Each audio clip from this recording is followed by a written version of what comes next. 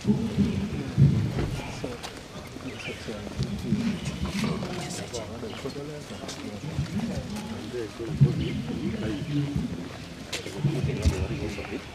we mourn, let us know that we are not alone.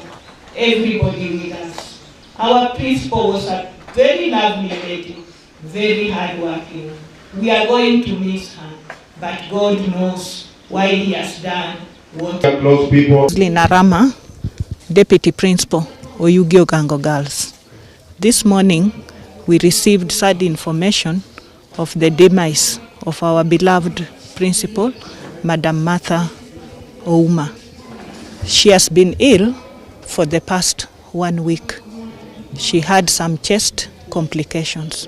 So she was taken to Kisumu, and today morning we received the sad news that she has left us.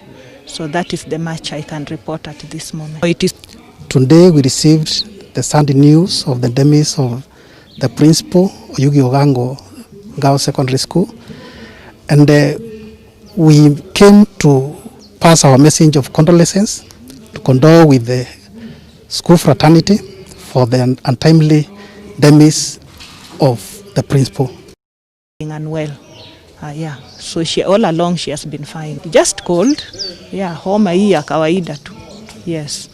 And some chest pain, yeah. The situation is contained. Yeah, when we received the information, we summoned or we sent a message to the board chair, and he was able to bring all the members of the board on board.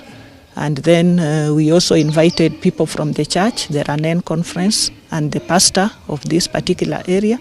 So they all came, and we had a brief meeting. For the safety of the children and even us, yeah, we are planning to have such kind of a test, yeah, in the school. Tomorrow. We also came with the security committee and the sub-county emergency and response committee on COVID-19, basically to assess the situation on the ground.